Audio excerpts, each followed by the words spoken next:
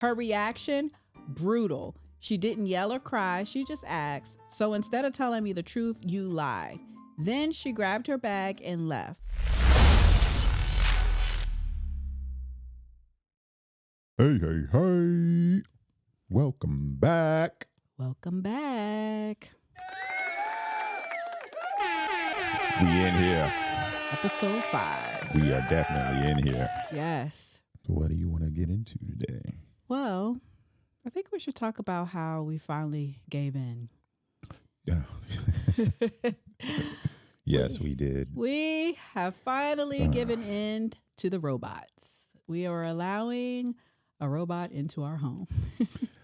You know, the closest thing we had to that was with the Alexa thing. And it was nerve-wracking having that thing plugged up. Yeah. And it just cuts on and starts talking to you. And you're like, I would unplug it at night, too, because I was so nervous that it would be spying on us and stuff. Like, it's just... But yeah, so our son wants a Luna. We had got a request from our son. He said he wanted a robot. And so we scoured the lands to search for a robot, and we found one that he actually liked. Yeah. It's called the Luna. Luna robot. The Luna robot. Or I think it's like Luna Pet Bot. You know, it does look more like a pet or a dog or something like that. Has wheels and rolls around. It's pretty advanced. It is. It's an expensive toy. It is expensive. It's pretty advanced. How do you? It connects. Are you as nervous as I am about AI in the house? Yeah, things like that. I am, and it connects to ChatGPT, so it has like a broad knowledge and vocabulary and information and just everything. Kind of makes you wonder, like, what is that thing going to be like? What's it going to do? Is it going to be spying on us? That's what I'm worried about. We might have to turn it off at night. Oh man. If it lets us turn it off. You know how technology. And you know what's funny about this is ever since I told my sister that, you know, I've given in and I'm going to have a robot, she's been sending me these movies saying, "Hey, you should watch this movie called Afraid on Netflix, or you should watch this other one." And it's all about robots and how they take over and how they go crazy and anything's possible, man. They've made movies about this stuff. They've been making movies about this stuff for centuries, or for years. I can't say centuries, but iRobot. Yeah, iRobot. I mean, look at that the one Matrix. Had me scared. Yeah, you know, that's all iRobot had me scared back in the day. I used to say I would never have a robot. Now, okay, we're starting off with the little pet bot. Now, the whole Tesla robot, I don't think. Yeah, those things are. I've seen some video clips of those, and that scares me because those look like they can actually hurt you. Yeah, hurt you or take over if they're that strong. And I don't you know saw how. Well, I don't know if you saw the full video, but I think you've seen the clips of when Kai Cenat's robot fell over when Chris Brown was there. Yeah, tried to open the door and just fell over. It's just like, well, after he fell, they were trying to lift him, and he was heavy. So just imagine that weight. I can see that. Yeah. I mean, there's also been like an influx of movies coming out about, I know, right? about AI robots. And for the most part, most of them have a theme of, a wife brings in a hot female robot to help around the house. And it's just like the husband's always becoming attracted. It's just like, okay. So what I've never seen is Megan. I know you and our daughter went to see that in theaters. Is that also kind of like an AI robot, or is that a little different? It's like a AI robot. Oh, okay. So the way they did that movie was weird. I think it was like a real person wearing a mask, but I mean, it looked cool. But I mean, just the way the robot was moving, and it was moving a little too fluently. Okay, for it to look like a robot. Exactly. Okay. Only thing you can tell was like the facial features of it. But she enjoyed that movie. I thought it was pretty weird. It's still kind of on my bucket list of things I want to watch. I want to watch that movie just to see, because they were pushing it so heavily or promoting it the YouTube ads and everything. I kept seeing it. So we can see how this Lulu thing turns out. I don't know. Goodness. Hopefully we won't have to expand further than that.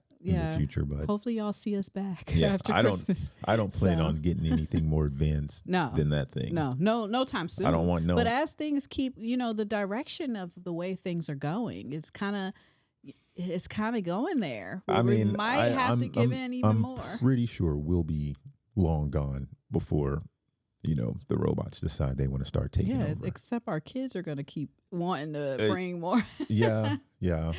But I mean, they're gonna those are going to be the decisions they're going to have to make in their future. Bring their robot friend over for dinner. Oh my goodness. We got to feed them oil or something. What is it, batteries?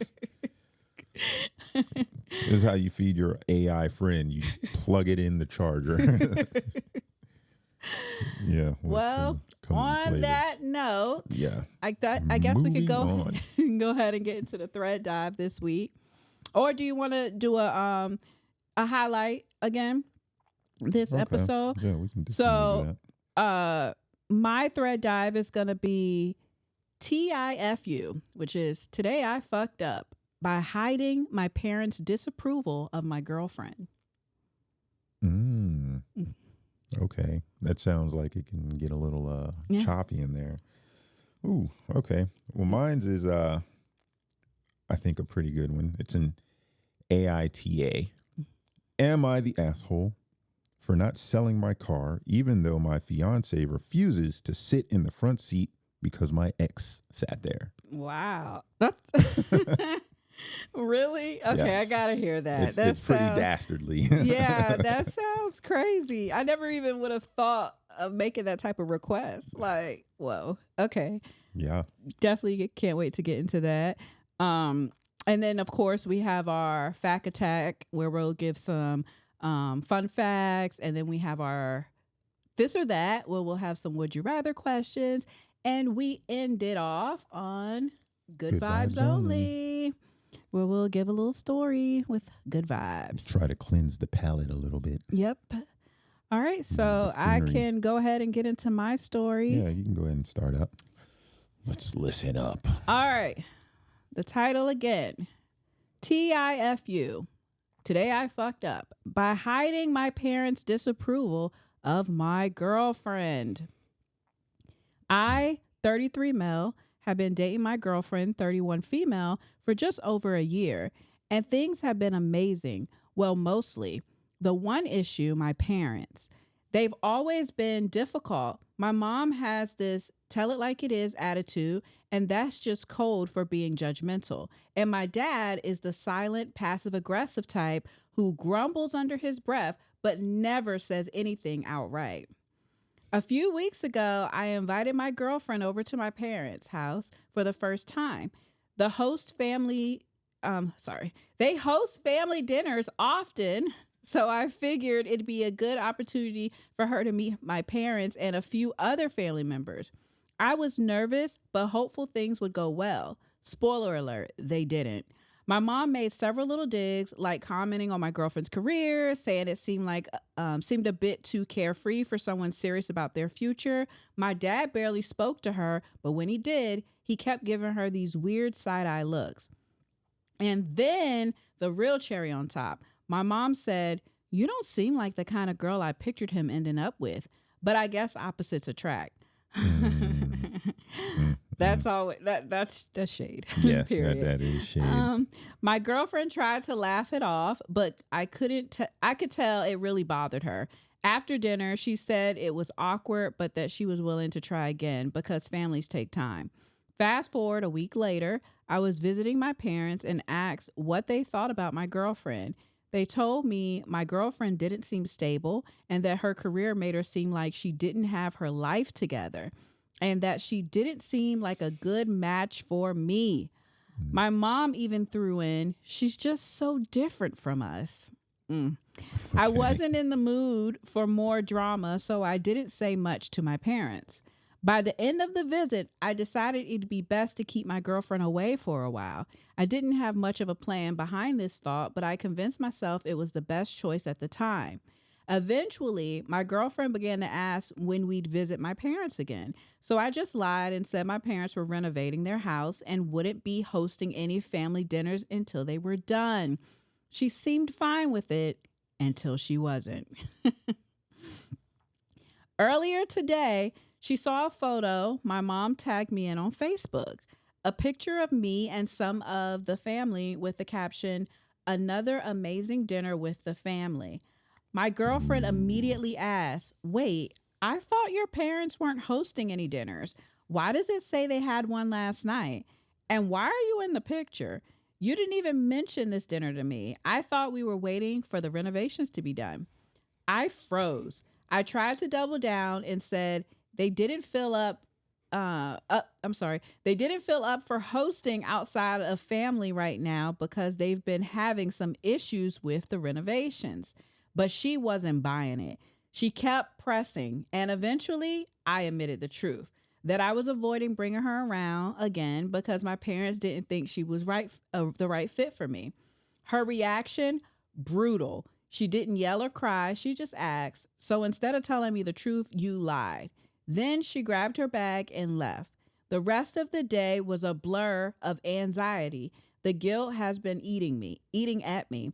I tried texting her to apologize, but she didn't respond. I called a few times, nothing. I wasn't expecting her to forgive me right away, but her silence is becoming hard to cope with. I can't believe I messed up this badly. Now I'm questioning every decision I've made, wondering if she'll ever speak to me again. I just want to fix things, but where do I even start?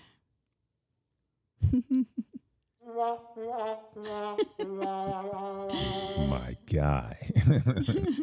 I don't think it's fixable. Really? No, yeah. And just from hearing the general, I think he was the asshole on this one. Really? Yeah. Well, he didn't really ask. I think he knew he effed up. Yeah, he just thought he effed up. Okay. Yeah, okay. Yeah, he knows he effed up. Yeah. This time. Okay. So I don't even think he knew not to ask that. Okay. He effed up. Yeah. Period. Okay. Yeah, I got that one mixed up. I was like, yeah. Okay, so this isn't. This is one of the AITA. TIFUs. Today I effed up. But okay. So yeah. None of that is even needed. Mm-hmm. He already knows. He already knows he messed up. I guess, but he's kind of asking, like, how can he fix it? Like, where can he go? He can't.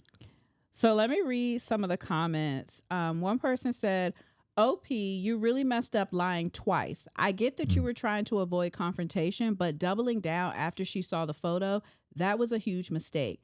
At that point, the trust was already broken, and instead of owning up to it right away, you just made things worse. I understand you were in a tough spot, but you should have come clean the moment she questioned you about the dinner. The lies just made everything worse. I can't blame her for being upset." And that's true. You know, not everybody's parents are going to get along, or not, your parents are not going to get along with everybody, or they're going to feel like, oh, this person isn't good enough. But you definitely have to make that choice. Yeah, you gotta, and you gotta let your significant other or partner know how their parents feel. So not only is it like a choice left up to you, it's something that they got to decide on. Yeah, as well. It's something they want to deal with. Yeah. All right. So someone else said, "Yeah, I don't think this is something I'd forgive easily either. I get that your parents were being judgmental, but lying to her like that, not okay. If I were her, I would have preferred you just told me the truth from the start. Instead, you made it seem like she was the problem, and that hurt her even more. Trust is everything in a relationship, and this really put a strain on it. I hope you're able to make things right, but it's going to take time." Time and I don't know. that's a tough one there, man. Now, what I didn't tell you is there actually is an update. Okay. There's an update. Okay. We got an update, guys. We have an update. So let me give you the update. So after a few days of silence, she agreed to meet up and talk. She told me how hurt she was, not just by my parents' opinion, but by the fact that I didn't stand up for her or trust her with the truth. Oh, so she actually did want to talk about it. Yeah. Okay. She said it's not about my parents liking her. It's about me having her back. And honestly, she's right. I handled this horribly. I apologized and told her I'd fix it, starting with a conversation with my parents. That call was rough. My mom said she was just being honest and insisted she was looking out for me. My dad muttered about family dynamics, but didn't really say much. I told them flat out that if they couldn't accept my girlfriend, it would damage our relationship too. My mom got quiet, which is rare for her, so I think I might have finally gotten through. As for my girlfriend, things are better, but not perfect. She's given me another chance, but she made it clear. If this happens again, she's done. I don't blame her. The trust is shaken, and it's going to take a while to rebuild. But I'm doing everything I can to make things right, starting with setting boundaries with my parents, even if it's uncomfortable. I know I can't keep putting their feelings ahead of hers. And I had to go back up. I want to, okay. You know, I just got to give a round of applause for the growth, you know? Yeah. My man was like, you know, I've learned my lesson and this is what it's got to be. I got to talk to my parents. That was going to be my next thing I was going to say. He's got to address his parents. Yeah. Yeah. He's got to let them know that this isn't okay. And he's going to do what he wants in the end. You know, parents are set in their ways. Yeah, they are. Most of them are. I mean, we're parents. Do you think we'll be that judgmental over? I mean, coming from a mom with a son. It's possible to be overprotective, especially with I your feel boy. like I would be. Because, you know, I think most moms are overprotective for their son. Yeah. For sure. Yeah. I think dads are. Yeah. I know my mom ride or dies for me and my brothers. Yeah. So. You know, and I've got probably daughters. happen, but, you know, our children are still young, so we'll see how it goes. I wanted to read another comment. Someone said, I totally get why she left after you lied. At that point, you weren't just lying to her, you were disrespecting her. She deserves someone who's going to stand up for her, not cover for his parents' toxic behavior. You need to prove you've got her back, not your parents. I don't blame her for taking time to think things through, but I'm glad things seem to be working out and that you're taking the right steps moving forward. I mean, and that goes with that old additive, especially like, what if their relationship goes beyond just boyfriend and girlfriend? Again, you're with this person for the rest of your life. And your parents are not going to be there. Your mother-in-law, they'll have to come to the wedding, and it'll be a lot. Yeah. So you're going to spend the rest of your life with this kids, person, not your parents. Yeah. Your parents are going to. But they'll still be entwined in the situation. Yeah, yeah. So, I mean, I think there should still be a level of cordialness. Yeah, I think it is probably. I think it could feel a little different when you know both parents don't approve. Okay. That could be hard because instead of it just being like one of the parents, but the other parent's cool and y'all. But if you go to let's say they get married, you go to your spouse's parents' house and both parents don't like you or don't think you're a right fit. That must be awkward. It's got to be rough. Yeah. But I mean, I would like to know that. Yeah, you definitely. know what I mean? So I mean, I can make the choice or the decision. And I'd like my, significant other to be upfront and honest. What if he just needed more time to fill out their relationship before he had that tough conversation? Hold on. How long did they say they were together? Just over a year. No, they had enough time. They was already in deep. Well, I'll read this last comment and we can move on. It says, I was ready to say this was a huge deal breaker, but the update gives me some hope. I'm glad you took responsibility and at least tried to make things right. Still, it's going to take time to rebuild that trust. I'm glad you're working on it, but I'd still be cautious if I were her. Your parents sound exhausting, though, and I'm glad you set some boundaries with them. Fingers crossed, things improve. So. Hey man, good luck to you, my man. Yeah. Yeah. I mean, it sounded like in the end, his parents got the point for now. From when, yeah. I mean, they're still going to feel. He said the mom got quiet. Yeah, they're still going to feel the way they feel regardless. Because he never really revealed what it was about her job or her life or whatever that made the mom feel she wasn't the right fit. He didn't really reveal anything that let us know why she felt that way specifically. And her job was? He didn't reveal that. Stripper. Yeah. She's a stripper. She's an exotic dancer. It just says she made several little digs about the career, saying it seemed a bit too carefree for someone serious about their future. That can be anything. Yeah, Entrepreneur. She could literally be She's an entrepreneur. Uber driver. That too. And that could be. Oh my goodness gracious. So yeah. I don't know. Just not enough detail there, but I'm going with stripper. Well, all right. Are you ready for mine? Yes, I am. I'm excited. Yes, let's get into this. So for my post, it's an am I the asshole for not selling my car, even though my fiance refuses to sit in the front seat because my ex sat there. It's nasty work. Yeah. Nasty. nasty work. This is juicy. I'm interested to see where this goes. Here we go. Hi, everyone. I, 27-year-old male, am engaged to my fiance, 26-year-old female, and while we're preparing for our wedding, something recently came up that's left me confused and conflicted. I want to know if I'm in the wrong here or if her reaction is unreasonable. Here's the issue. My fiance refuses to sit in the front seat of my car because my ex used to sit there. She says it makes her uncomfortable and feels like she's taking what's someone else's. Instead, she insists on sitting in the back seat whenever we go somewhere, which honestly feels strange to me, like I'm her chauffeur. I offered to sell the car if it truly bothers her, but she told me not to because it feels like she's forcing me to do something.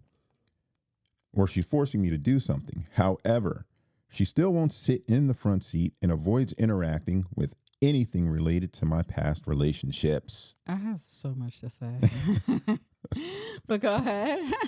The insecurities and the jealousy, it's just radiating. The pettiness. This is part of a bigger pattern. She mentioned multiple times that she doesn't want to do things I've done with my ex, like cuddling on the couch during a movie or visiting places I've been to before. I've tried to be understanding of her feelings, but I'm starting to feel like I'm being held responsible for my past, which I can't change. It's also confusing because she keeps in touch with her own ex. What? Occasionally texting or calling him, which I have no issue with, as I trust her. Wow. That sounds like, that boundary stuff. He laid down his boundary. I mean, that's on him. Yeah. That's crazy. Whenever these situations come up, she tends to withdraw emotionally, avoiding physical affection, not saying goodnight, or being distant. While I love her and I want to work through this, I'm starting to feel like I'm walking on eggshells around her emotions, especially when they are tied to things I can't control, like my past. That's crazy. That's crazy. Crazy. Is that Do it? you have yeah. Oh, that's okay. It. That was it. Well, the first thing I'm thinking is, how did she make it to becoming his fiance? That's a very good question. With all of those flaws, I will call it, how did she make it that far? And how has he been accepting it all this time and now he's questioning it? Like, I'm a little confused. There's only one thing I can think of, and I don't know, she's got some good. That would probably be the only thing that's keeping him there. Yeah, but I mean, even still, over time, that wouldn't be good enough.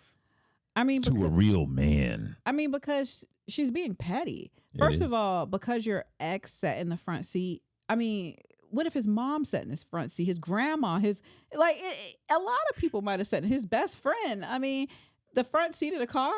Like, no, that's weird. That's just being weird. Yeah.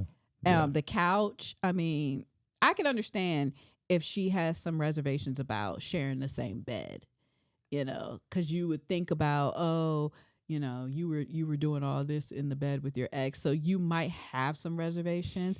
But even then, You know, it's kind of like change that's the still sheets, even, the covers. I mean, like, that's still pretty far fetched. I mean, there's a good chance. But I've heard those stories. Yeah, where some women. I guess it depends. Say on throw what that you whole do. bed out. Yeah. I mean, I can understand that, but you Yeah. know, from like a realistic point of view, it's just like, come on now. Now, the only way I could see this being the case is if, let's say, this was someone who had things co-signed with their ex, like it's her car too, because she co-signed with him. It's his house and his couch and her couch too, because they co-signed on it. And maybe the ex moved out And just let him have it. But I mean, still, she let me have it. It's mine. But that might feel like I don't want to ride in this car with her name on it. I mean, that would make more sense to me than just her being in there, period. You know, like, so. Right. I mean, if she knows that, then he's giving her too much information. That's all I got to say. That's a fail on him. Nah, I think she can know that. You Well, think that's too much? Yes, absolutely. Me and my ex both bought this car. Yeah, too much information. I don't know. Too much. TMI. We might have to disagree on that. I don't think that's too much. TMI. But you can go ahead. I'm curious how to say. So I got some. I've got some straightforward comments with some like really good, mature advice. Okay. But then I also found some troll comments that I just couldn't resist putting on here. Okay. So the top one, she sounds emotionally immature. Honestly, I would hold off on marrying her until she has a serious amount of therapy sessions under her belt. I agree. Yeah. Yeah, she needs help. I agree. I mean, there's no level of insecurity that can atone for this. Yeah. It's just like, how do you even explain that? I don't know. The therapist is going to kick her out the office. I'm like, get out of here with this shit. I don't want to hear none of this. I agree because, yeah, I mean, I already said in my first statement, how did they even get that far to get into a marriage? So I really, There's so much to unpack there. Yeah. And it's so much that we're not being told. Yeah. It's like, how did it last that long? Yeah. Next one, of course, is not the asshole. It's so stupid. She says she doesn't want to do things he did with his ex. But wouldn't that include being in a relationship with him? Pretty sure his ex did that with him. That's a good point. Looking at the big picture. Yeah. You know what I mean? That's a good point. There's nothing you can get around. You can't get around it. There's going to be something. Yeah. Something. Yeah. And you'll deprive yourself if you live by those terms. Oh, I don't want to cuddle because you and your ex used to cuddle. Mm-hmm. I don't want to sit here on the couch because you and your ex. Like, come on. Yeah. This poster continues. Don't just hold off. Walk away. Far away. This is so next level crazy-ish. Way above my pay grade. Just run. Yeah, I agree. Bars. I definitely agree. I agree. Oh my goodness. This next post is a pretty good one too. Not the asshole. Welcome to your future if you marry her. Every decision, destination, food, restaurant, activity, and leisure spot will have to be examined for the malign presence of the ex. This will never get better, only worse. Now imagine you do the same thing with her ex. Every place they went together is taboo, but I guess not. According to the post, her ex is okay. Yours is out. Wow. Guess she won't. Yeah. Guess she won't touch her willy because your ex presumably touched it also. Time to get out while the getting is good. Also, before you are baby trapped and or living together. Yeah. You are not the asshole. I literally still am baffled that they are even considering marriage. Mm. Like, how does she even want to be with him? She needs to be single. Yeah. Because if this is her rules for every relationship, how is that going to work out? No matter who it is. I mean, she needs to get back with her ex. She probably can't. She probably can't mess with anybody. She needs to find a virgin. Would she do the same with her ex? A young innocent lad. that she can corrupt. Would she do the same with her ex and say, "Who's been sitting in this front seat since we broken up?" You know, it's either some trauma that she received from her ex, or she's just really, really, really messed up. I mean, it's a bit. I don't know how deep the trauma goes. But it's a bit. It's cuckoo. But it's also very petty. Just petty. Oh yeah. Toxic. Just a toxic dynamic in general. Let's see this next one. This is controlling behavior. Stop playing her games if she won't sit next to you in the front seat of the car. If she won't sit next to you in the front seat of the car, then don't drive her anymore. Yeah. Ultimately, this relationship isn't going to work out. It would be messier and more expensive to get a divorce than to choose not to marry this woman in the first place. I agree. For sure. Even if you don't want to end the relationship, you should put the wedding plans on hold and get couples counseling. Which this post was interesting to me because she was the only one who was referring to them staying together and getting couples counseling. True. Do you think they need like unified counseling like he's the problem? Or do you think couples counseling would help him deal with her issues more? Now, what if, because we are only hearing one perspective, what if when she tells her story, she's like, well, he's always telling me about how, his ex used to do this right here. She was so much better at it than me. And she used to, the way she used to cuddle with him right there, or the way she used to, like, what if he... The only way she should be grossed out by sitting in the front seat is if he said, my ex used to ride around pantyless up here. Oh, yeah. True. And there's stains that can't be removed. Nice little slug trail there, snail trail. You know what I'm saying? And that's... Yeah. But I mean, I don't know. They would have to unravel that if they chose to do couples counseling. But that's good because I also wasn't in the mindset of they need to try and work it out. I was in the mindset of he needs to go. Oh, yeah. And so that is good that person gave that perspective. Yeah. So under that comment, there was like, I guess they call it the sub comments or whatever. And so it says, for sure, she can drive herself or be a grown up. And then someone commented under that says, no, she's too busy talking to her ex. And then under that says, I just hope that she doesn't realize that his ex also breathes. Oh my gosh. I'm not going to do that either. Let's see. This next person says, he also had sex with his ex, presumably. What's she going to do about that? And then someone under that says, anal only from here on out. And this one said, yeah, he needs to get a new D, of course. So disrespectful, using the same one he used on his ex. Oh my God. The trolls. Yeah, I was gonna say they're definitely trolling hard. Bars. But yeah, she's just petty. She is petty, it sounds like. And like many of the comments mentioned, there's no escaping doing something that his ex did. Well, guess what? I also have an update. Oh. Uh-oh. Let's get into it. It's a short update, not too much information on it. But he starts by thanking everybody for their advice. He says, I am seriously considering calling off the wedding.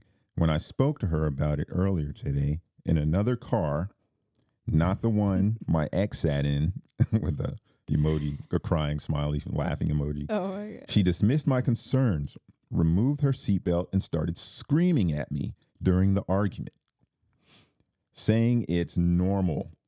She doesn't contribute to practical matters like our wedding or honeymoon planning, and instead compares me to her dad, expecting me to take care of everything. She minimizes her toxic behaviors, blames PMS, and rarely apologizes. So yeah, listening to all of these has really helped. Sounds like she's a spoiled brat. It does. It just sounds like she's got issues. She probably needs some She's therapy. used to getting her way. Yeah, she needs therapy. Because, I Going to mean, when couples- you mix in the daddy, you The need to be daddy like my issues. dad. And, Oh yeah. and with all of the other requests that she has, like, this girl is Diabolical. loony. Toxic. Low key, like, yeah. Looney Gross. That's what it is. Gross. Yeah, it's crazy. Yeah. Yeah. She needs to be out of here. Gone. Done. Yeah. Dunzo. I don't think couples therapy is good enough for her. Dunzo. She needs psychiatric And then help. like the update, it's just even worse. Yeah. Like, The update was just as worse than the original post. yeah, it's just There was just horrible. more context added to it, and that's where I came on. So I might have missed it. Did he break up with her? I might have missed that. He said he was considering calling okay, off the so wedding. he didn't officially. It sounds like he's still, okay. in there dealing with it, but I don't think it's going to last. Yeah, I I don't think he think- if needs he to was call smart- it quits. My scholar, if you're, get out, please. Get out now. Yeah, save yourself. But yeah, that's it. That's my thread. That's it for the that was thread dives. interesting. I think we both had some pretty interesting thread dives. So. I've never heard anyone say they don't want to sit in the front seat of somebody's car because of an ex. That's crazy. Yeah, work. and it's like That's you said, crazy. I can see if it was like something like sexual that they were doing, and he's Yeah. all like, "Oh yeah, my ex used to do this, and you Yeah. should try that." Yeah, get mad at something like that. Yeah, You know what I mean? Because your ex used to walk in your front door, so I'm not ever going in your house. You need to buy a new one. What? Your ex put her clothes in that bottom drawer. I'm not putting my clothes there. Yeah. Get Just that like, dresser out of here. Burn it. Did she use this bathroom mirror and this side of the sink? I'm not. I can't use. Replace those toilet seats. All that stuff. Matter of fact, get a whole new house and all new furniture Yes. to make it appropriate for me. That's crazy. Yeah. But I can use you, even though your ex had you before. Like, we can date, we can have sex, we can do it all, even though your ex did it. Yeah. Crazy. Yeah, Crazy. makes no work. No, Just makes picking no and sense. choosing. Picking and choosing. Yeah. It's like, yeah. I don't. Makes no I sense. wouldn't want to deal with it. Yeah. But yeah, let's move Fact on. attack. Fact attack. Fact attack. Who's All going first this right. time? Me. You? Yeah. Okay. Let's go. Let's I go. did my story first. I'm gonna do my fact first. All right. My fact. Your brain can trick you into thinking someone is touching you when they're not. Another brain. Oh man. Yeah. So- I don't know. I keep finding interesting Stuff about body the brain. things about the body, the human body. So the brain, the DNA. Okay. All right. So this phenomenon known as phantom touch occurs because your brain heavily relies on expectations and sensory feedback. For example, in virtual reality, if someone in the digital world reaches out and brushes your arm, your brain might make it feel like it's happening in real life. And if it's not just limited to VR, this eerie glitch in how your mind processes sensory information can blur the lines between reality and illusion.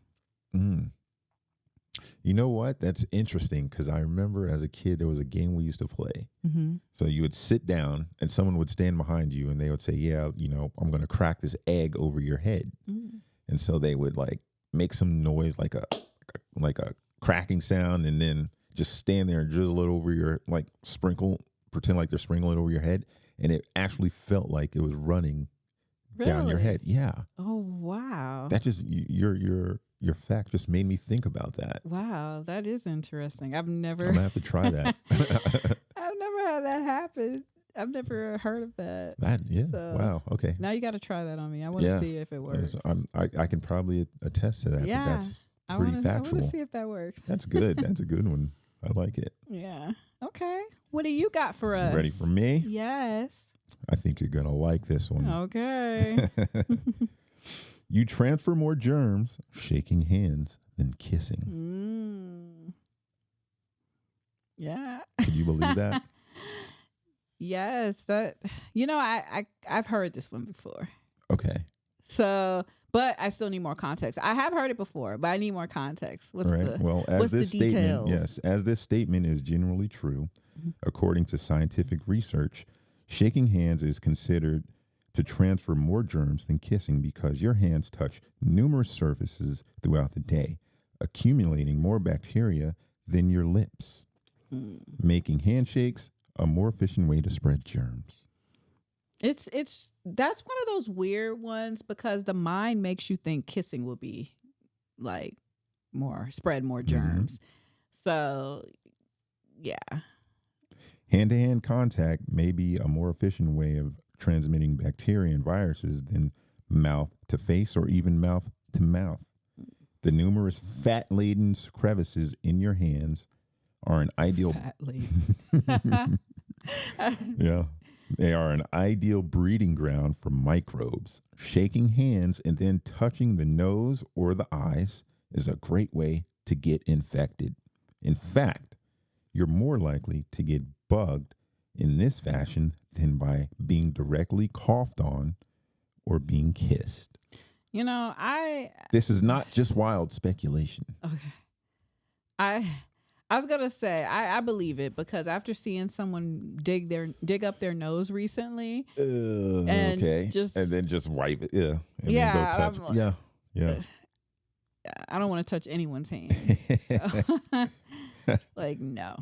I do have some other small little sub facts here. Okay. Hands come in contact with many different objects like doorknobs, keyboards, and phones, which can harbor a large amount of bacteria, boogers, snot, as you so-called said. Yeah. Whereas lips typically have less exposure to such divisive germs or diverse germs. Now, what about like if you have a runny nose and like your nose is it's not right on your lip?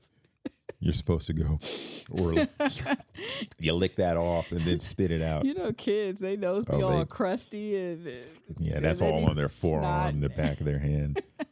Here's the other thing: saliva contains some natural antibacterial properties that can help reduce the transfer of germs during a kiss. But you know, I still don't mess around with spit. Yeah, it's just how I see this is related to you. Regularly washing hands can significantly minimize the spread of germs from handshakes. And I know you wash your hands like 10 times a day. Yeah, more. For sure more. More. Definitely I more. underplayed that. Yes. I wash my hands all throughout the day. My hands would be so dry by the end of the day a lot of times. Like that's why I have to have really good lotion. There you go. There you go. Yeah. Very good hand lotion. I also have another fact. I do. Oh, so now you're an overachiever. Yes, for weeks we've been wondering about our boy DJ Khaled. Yes. Okay. What's the verdict? I don't know if anyone's ever if anyone noticed this episode. You know, I haven't said a certain phrase or anything like that, but DJ Khaled has trademarked the phrase "another one." In 2016, the character mark applies to a variety of items, including clothing, footwear, and educational services. Khaled is known for using the phrase in his social media videos and at the beginning of his songs to reference another success. He also has used the phrase in a series of Geico ads. I haven't heard the Geico ads, yeah, but that's I can't recall any of those. And upon my research about that, I came across something. He's trademarked about 9 other phrases. Oh, really? As well. Think of anything he says in his music, it's probably trademarked. God, what is it? God did. I don't know if he did. God did. Or something like that. Yeah. We the best. Mm. That's probably trademarked. Yeah. And some other things too. It's just wow. That's crazy. Yeah. Well, I guess we can't be saying that. But, you know. Unless we're feeling adventurous. Yeah, but, you know, I don't know. Will he really come after us? Who knows? We got to think of another saying. We gotta create our own saying. Our own saying. Yeah, we gotta have our own saying. So, well, that'll be fun if we think of something good. Yeah. Yeah. It's got to be catchy though. Yeah. It's got to be cool. It's got to be smooth. Give us some ideas if you. Please. We can't say another one when we come back with another one. So you gotta.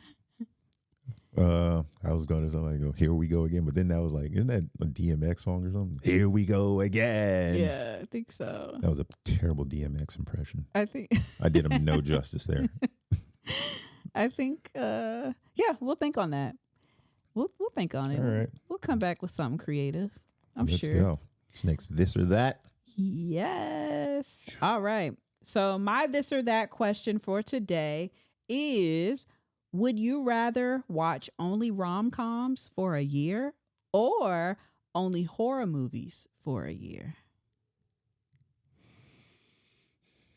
Rom-coms or horror movies?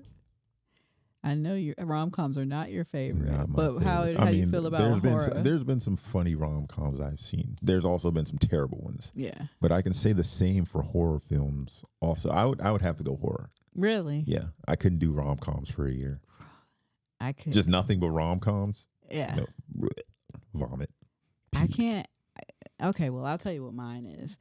I'm choosing rom-coms for a year because did I ever tell you that time that it was right after I graduated high school and I decided to go to the library because I was bored, and I got a whole bunch of basically I was checking out all the Goosebump books by R.L. Stine, I think it is, and I read each of those books. Like I was reading more than one book a day. I think I was reading about two books a day because I was reading through those books quick.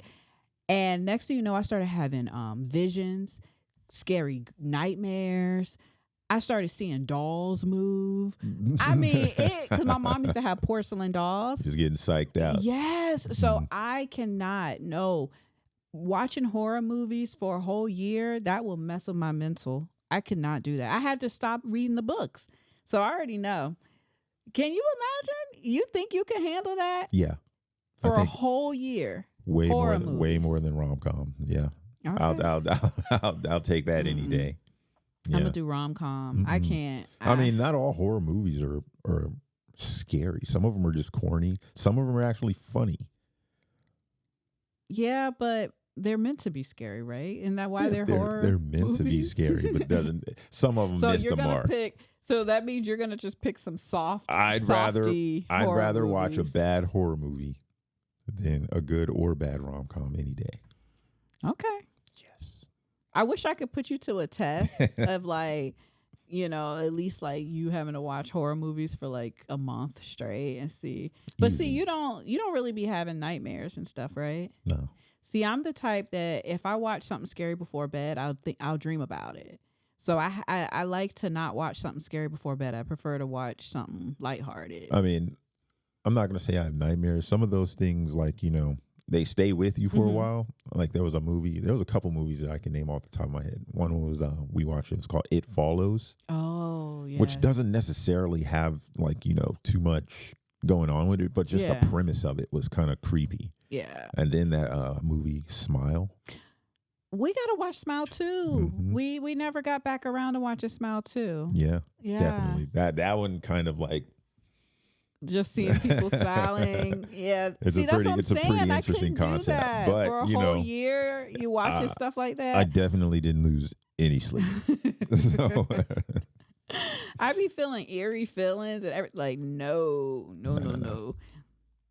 All right. Are you ready for mine? Yes, I am. Okay. So would you prefer to read the book or watch the movie adaptation? Okay. How about say you just did reading and versus audiobooks last week. Okay. So read the book or watch the movie. I'm choosing watch the movie. You already know that because you've told me many times, no, you got to read the book. The book has more details. And I'm like, just give me the movie. So now you're hitting on to which way I'd be leaning. You already know. You already know. I already know. We've had these discussions. Yeah. For sure. And for me, it's, as I've matured. Okay. Have come into my age and my maturity, I've learned to appreciate a good book. Don't get me wrong. I will love to watch a movie, and this is also due to, a friend of mine. kind of ruined it for me because I used to just go on about movies and movies and movies. You're like, oh, you got to read the book. Da-da-da-da. The book's going to have so much more detail. And it all started because I watched like Angels and Demons and the Da Vinci Code, stories written by Dan Brown. Yeah, I remember you. Yeah. And I read those books. He lent me those books after I seen the movies. And after I read the books, I was like, they didn't do any of this in the movie. And he kind of ruined it for me now. So now it's like I can't go back. If there's a book adaptation to a movie, I'm gonna read the book, and then I'll go see the movie and see what they left out of it, because you can't squeeze everything into a movie that's in a book. I used to be like a reader to where I wanted to read everything, so I would read the book and the movie. And by book, you know me, I'm talking to audiobooks. Mainly. Yeah. Well, I will say that there was a book that was turned into a movie adaptation that I tried to read, and it was horrible. The book was so horrible, couldn't get through it. 50 Shades of Grey. Remember I told you, like, I was trying to read it, and it was I actually did also go back and what'd you think? Read those books. I'd rather watch the movie. The book was the movies weren't all that great. They weren't either. They weren't. No. They weren't. I thought they were pretty spot on. But I mean, overall, yeah, the book was just. I thought it was a little annoying. Yeah, the book. So some movies, the books can be an upgrade or a better experience, but some of them is like, just give me the movie. Yeah, it was, for me, it was just all the texting and all the Christian. I think I learned recently that The Color Purple, the book for The Color Purple, was completely different than the movie. Oh, we got to look for that. Yeah, I think I tried to look it up. I can't remember. Me and you can do a book club. Yeah, about The Color Purple. But they said it was a little more graphic in some areas, and it was like there was like a little bit of lesbian love in there, and just it's a little different. I can tell you about one movie that I seen. It was called Ready Player One. It's a nerdy, geeky type of movie, my kind of stuff. I saw the movie, but there's a sequel to it, and it's called Ready Player Two, and I read the book, and it was so good. And I'm waiting to see if they're gonna do a movie. Oh. You know what I mean? Because I want to go back and read Ready Player One. Yeah, I've never heard of that. So yeah. But you're gonna put me on Hollywood. If you're making a Ready Player Two, please, get it out there. I need that. I'm trying to. It was so good. The book was so good. It was. I can only imagine the movie's not going to be as good as the book. I haven't watched a movie that had a book tied to it, or read a book that had a movie tied to it in a very, very long time. I can't even remember the last one it was. Shoot, it might have been Tina Turner's life story, her autobiography, and then I watched the movie. Her autobiography in the book was way more intense than the movie. I'm actually I actually watched the whole Game of Thrones series. Really? Yeah, and so right now I'm going through the books. I went through the first book, and I'm rewatching the series to see how much it lines up. And the first book and the first season, it kind of matched up for me. Okay. It's just based off some things I've heard from some friends. That's interesting. Yeah. So their book adaptation, their movie adaptation is pretty good. Well, the show. The show. Sorry. Yeah, it's pretty good. And I think it was just the first season so far. Okay. I'm a little halfway through the second book. So then I'll start the second season to see how close. What about those? Remember we used to watch that detective show. You would read the books. Was it Reacher? Oh, Jack Reacher. Was it? Yeah, that's the name of the show. Or that's the name of the character in the show. Okay, yeah, Jack Reacher. He's not a detective though. Oh yeah, he was a military police officer. Okay, I guess close enough. He does. I thought he had like a detective investigate office. Stuff and. What was his office that people would come to? I don't know. He's a grifter. He just no, not that. Then the one where he had the girl that worked for him as the assistant.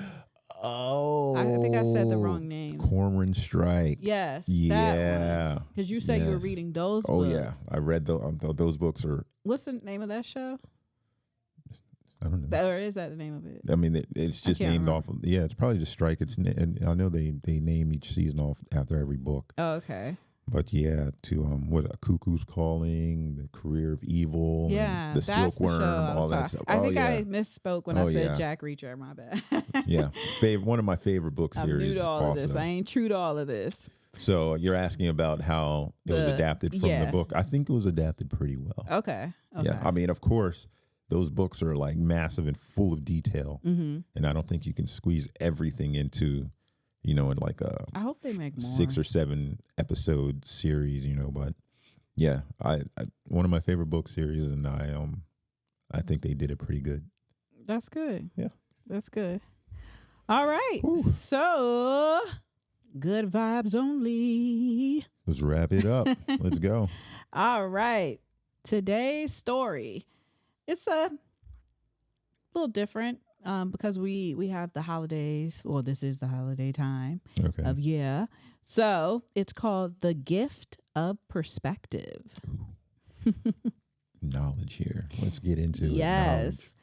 Sophie prided herself on being kind. She donated to charity drives, volunteered at the animal shelter, and always gave a cheery hello to the elderly neighbor who watered her mailbox flowers like they were his own. But when it came to Jack, the scuffy guy who stood outside the grocery store with a cardboard sign that read "Anything helps," Sophie felt differently. He's probably just lazy, she muttered one Saturday, balancing her bag of organic kale and oat milk. Why doesn't he get a job? Still, guilt gnawed at her, so she bought him a sandwich and handed it over with a polite, distant smile. Thanks, Jack said, but his tone was hard to read, too neutral for Sophie's liking. She convinced herself she had done enough. That evening, her book club announced they were teaming up with a local charity to deliver holiday gift boxes to families in need. Sophie signed up eagerly. This is the kind of giving that matters, she thought, pleased to be helping people who really needed it. The next Saturday, Sophie found herself delivering a box to a rundown house with a sagging porch. When the door creaked open, her jaw dropped. Jack stood there, holding a toddler on his hip while another kid peeked shyly from behind his legs. Oh, Sophie stammered, suddenly unsure of what to say. Jack blinked at her, clearly recognizing her from the grocery store. Thanks for this, he said, his voice softer than she remembered. It's been a tough year. Sophie hesitated, her eyes darting to the inside of the house. It was sparse, bare walls, a few pieces of mismatched furniture, and an empty Christmas tree in the corner. The toddler clung to Jack's neck, giggling as he playfully bounced her. Her heart sank. She realized she had no idea what Jack's life was like, what struggles he faced every day. The image she had painted of him in her head, the lazy man with excuses, crumbled instantly. Before leaving, Sophie turned back. Hey, I brought this for you, too. She handed him the scarf she'd been wearing. It's a little chilly out there. Jack smiled. Thanks, I mean it. As Sophie walked away, she resolved to see people, not just their circumstances. So, the moral of the story, everyone's battling something you don't see. Kindness isn't about judging who's worthy. It's about giving, no strings attached. Hear, hear. So, hear, hear. That was this week's story. Very inspirational stuff there. Yeah. Well done.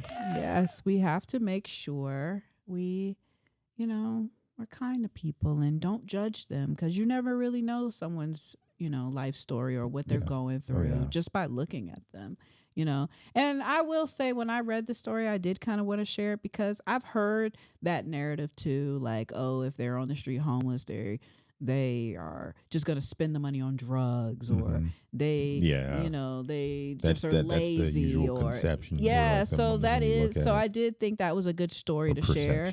Yeah, I thought that was a good story to share, just to give that other perspective of what that person could really be going through. Now, I ain't saying this for everybody, because they could still be right about some people out there.